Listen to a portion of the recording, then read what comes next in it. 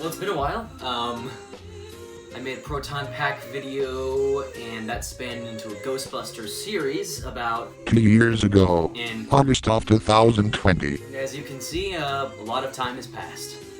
I've done a few upgrades to my costume, as well as some of my gear, and I just wanted to make a little update video that I've been working on for...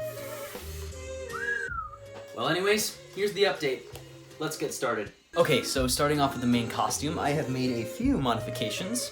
I believe I talked about these in the past. I also basically razor cut the logo off of them. Also, I have all of these different pins. There are a bunch of them.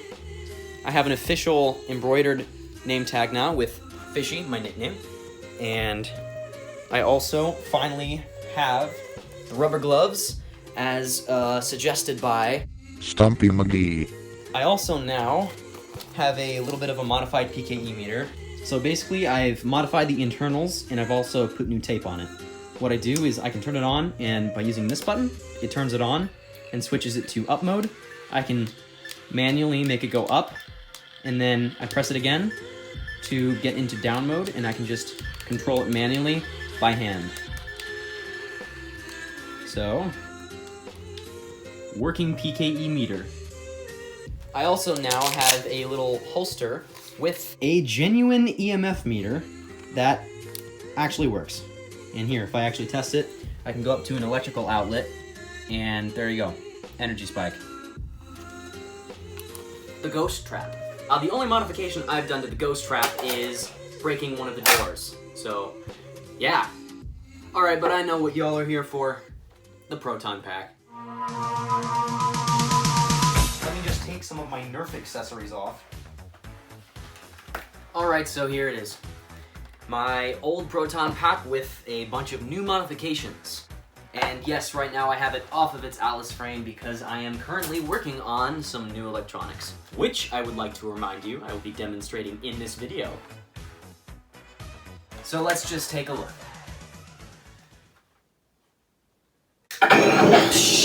Let me just turn the volume down. There we go. So as you can see, I have made a couple obvious modifications to the Proton Pack over the span of about a year that since that original video dropped. I have added new lenses for the cyclotron meter.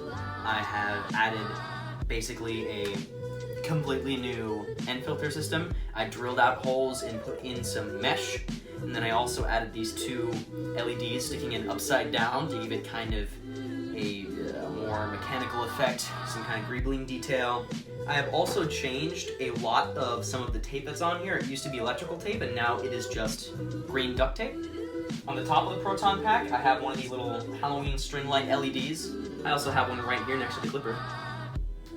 I took some purple wire and I strung it around this red wire going down into the cyclotron itself. And I've also added a combination of blue and red wiring up this little tube that goes into the Proton Pack. I reset the cyclotron sequence so it could be a little bit faster to imitate the more Afterlife style Proton Pack. But as you can see, it also kind of makes the power cell bar wig out. I haven't done any real modifications to the wand itself, but the tubing that goes from the wand into the Proton Pack, I have modified pretty extensively. As you can see, I have pieces of green tape and some black tie wraps here and there just scattered throughout to kind of hold it together, as well as a combination of that blue and red wiring from earlier strung all the way down into the Proton Pack from the wand. And then on top of that, I also added double-coiled purple wiring that I strung from the wand all the way into the Proton Pack to give it a more wiry video game kind of look. And then a couple of adjustable hose connectors, or as I like to call it, advanced plumber's tape. Now before I get into the internals of the pack, I'm also going to go over the new sequence that I have for the pack itself. Alright, so I have a completely new Proton Pack set up here. The old one was a dual pack mode where I could switch between the slime blower from the video game and the normal Proton Pack mode. Whereas the setup I have it in now is just a singular Proton Pack mode, which has a little bit more of an accurate startup. To turn the Proton Pack on itself, you just flip up the top switch on the wand. Proton Pack will start up and you'll get a blinking light on the wand. But the hum will subside as the cyclotron starts to move. That is because this is in what is basically a party or a stasis mode. So you are not able to fire, but instead when you press the intensify button, you play the theme.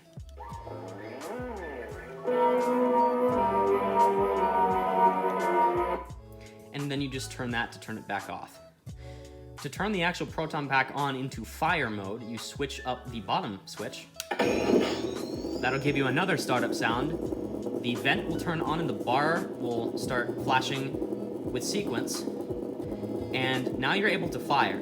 Now with the vent light on, it's in an infinite fire mode, which means you won't overheat when you fire for an extended period of time. However, if you want to turn that off, you just flip down the top switch on the wand. Vent light will turn off, and then you will be able to fire with the overheat function from the video game, which I will demonstrate now.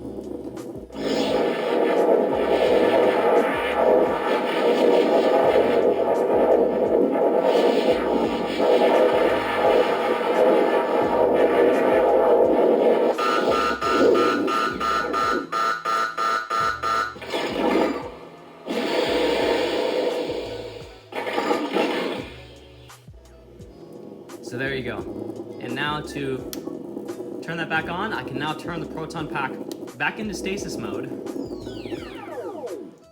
and then back off. And now time for upgrades. I took the Proton Pack, opened it up, and then I installed the Ghost Lab 42 vent kit. And oh wait, I need an actual e-cig kit, don't I?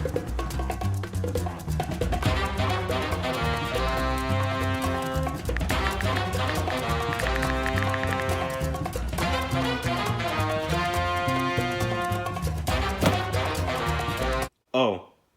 So now I have the e-cig kit installed. And battery! I need an extra battery.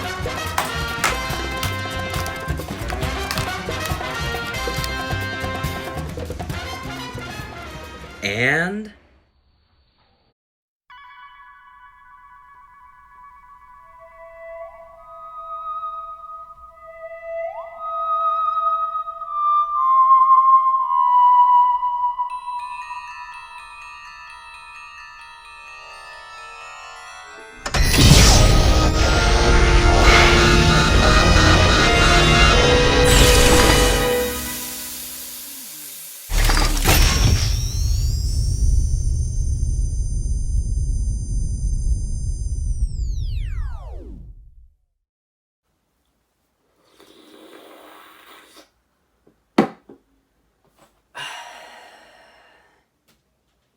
well, that was a heck of a video, eh?